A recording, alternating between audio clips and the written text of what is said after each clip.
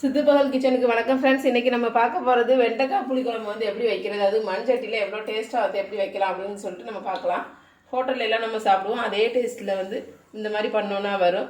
So அதுக்கு நான் தேவையான அளவுக்கு சமையல் எண்ணெயை ஊற்றிட்டேன். ஸோ சமையல் எண்ணெய்க்கு அப்புறம் இதை வந்து வறுக்கிறதுக்கு என்ன பண்ண போகிறேன்னா, லைட்டாக பெருஞ்சீரகமும் வெந்தயம் வந்து போடாமல் வெந்தயத்தூள் வந்து வச்சுருக்கேன். வெந்தயத்தை வந்து அரைச்சி பொடி நல்லா வந்து வறுத்துட்டு பொடி பண்ணி வச்சுருக்கேன். ஸோ அதை வந்து அதில் வந்து சேர்க்க போகிறேன்.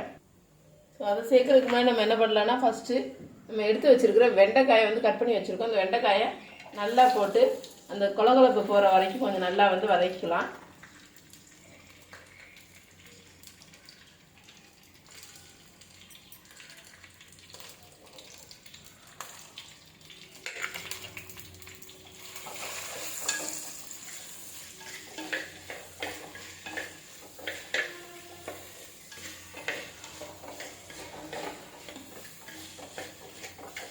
நல்லா ஒரு 2-3 மினிட்ஸ் வந்து நல்லா வந்து நம்ம வதக்கணுன்னா அந்த அதில் உள்ள வளவளப்பு தன்மையெல்லாம் போய் நல்லா வந்து டேஸ்ட்டாக வரும். ஸோ அது நல்லா வந்து மண்சட்டியில் நம்ம பண்ணும்போது நம்மளுக்கு வந்து பிடிக்கலாம் செய்யாது அந்தளவுக்கு. ஸோ நல்லா வந்து நம்ம கைவிடாமல் ஒரு 2-3 மினிட்ஸ் வந்து வதக்கினாவே போதும், நல்லா வந்துடும் வதங்கி. இப்போ இது ஓரளவுக்கு வதங்கிருச்சு. இப்போ நம்ம என்ன பண்ணலான்னா, நம்ம எடுத்து வச்சுருக்கிற சின்ன வெங்காயம், வெள்ளை பூண்டு, பச்சை மிளகாய் எல்லாத்தையும் அதில் போடலாம். ஒரு கைப்பிடி அளவுக்கு சின்ன வெங்காயம், ஒரு கைப்பிடி அளவுக்கு வெள்ளை பூண்டு எடுத்து வச்சுருக்கேன். அது கூட பச்சை மிளகாய் ஒரு 6 மிளகாய் எடுத்து வச்சுருக்கேன். ஸோ அது கூட கொஞ்சமாக கருவேப்பிலையும் எடுத்து வச்சுருக்கேன். ஸோ அதையும் போட்டு அது கூட நல்லா நம்ம வந்து வதக்கிக்கலாம். அந்த பச்சை வாடை போகிற வரைக்கும், வெங்காயத்தோட பச்சை வாடை போகிற வரைக்கும் நல்லா வந்து ஃப்ரை பண்ணிக்கிடுவோம். இப்போது வெண்டைக்காய் நமக்கு ஒரு 70% அளவுக்கு நல்லா வதங்கிடுச்சு. இப்போ நம்ம என்ன பண்ணலாம் அப்படின்னா, அது கூடவே நம்ம வந்து தக்காளி வந்து நான் அரைச்சி வச்சுருக்கேன். ஒரு 4 தக்காளி வந்து மீடியம் சைஸ் தக்காளி, அந்த தக்காளியையும் அரைச்சி வச்சுருக்கேன். தக்காளி விழுதையும் அதில் வந்து ஊற்றிக்கலாம். அதை ஊற்றி நல்லா வந்து அது வந்து பச்சை வாடை போகிற வரைக்கும் நல்லா வந்து நம்ம வந்து வதக்கிக்கலாம்.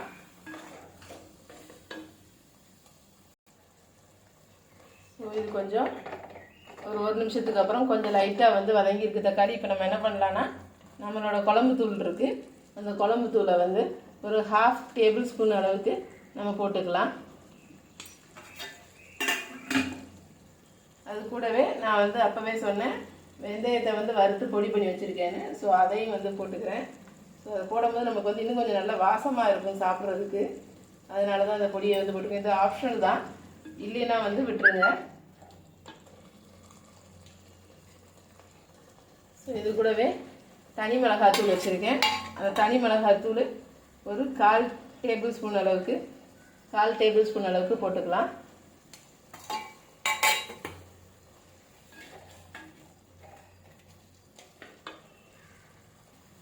இது கூடவே நமக்கு தேவையான அளவுக்கு உப்பும் போட்டுக்கலாம். உப்பும் போட்டு நல்லா வதக்கலாம்.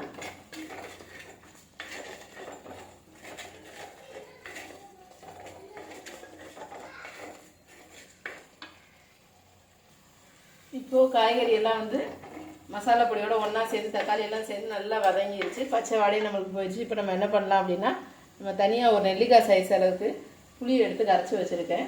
ஸோ அந்த புளி தண்ணியை வந்து அப்படியே ஊற்றிடலாம்.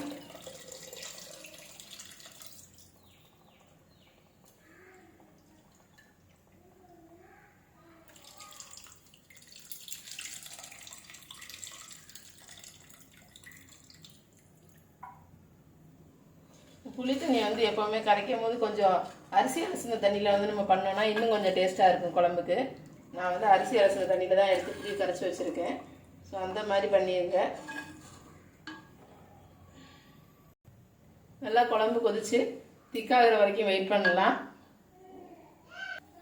இப்போ குழம்பு நல்லா கொதிச்சிருச்சு. கொதிச்சதுக்கப்புறம் என்ன பண்ணலான்னா, நம்ம கொஞ்சமாக தேங்காய் விழுது வந்து அரைச்சி வச்சுருக்கோம். அந்த அரைச்சி வச்சுருக்க தேங்காய் விழுதையும் அது கூட போட்டுக்கலாம். இதுக்கு இப்போ தான் முதல்ல இது வந்து சித்துப்பகல் கிச்சனை யார் பார்க்குறீங்க அப்படின்னா, இந்த குழம்பு மசாலா தூள் வந்து எப்படி பண்ணுறது அப்படின்றத நான் கீழே டிஸ்கிரிப்ஷனில் வந்து லிங்க் கொடுத்துருக்கேன். நீங்கள் போய் அதில் போய் பார்த்துக்கோங்க. ஸோ பழைய வியூவர்ஸ் யாரும் பார்த்தாங்க அப்படின்னா அவங்களுக்கு தெரியும், அதனால தான் புது வியூவர்ஸ்க்கு சொல்கிறேன். ஸோ தேங்காய் அரைச்ச தேங்காய் விழுத ஊற்றி ஒரு 2 நிமிஷம் வெயிட் பண்ணால் போதும். குழம்பு நல்லா திக்காக வந்துடும். வந்தோட நம்ம வந்து இறக்கிடலாம். குழம்பு இப்போ கரெக்டான கன்சிஸ்டன்சியில் வந்துருச்சு. இந்த மாதிரி நீங்களும் வச்சு பாருங்கள் ஃப்ரெண்ட்ஸ். இது வந்து ரொம்ப டேஸ்ட்டாக சூப்பராக இருக்கும்.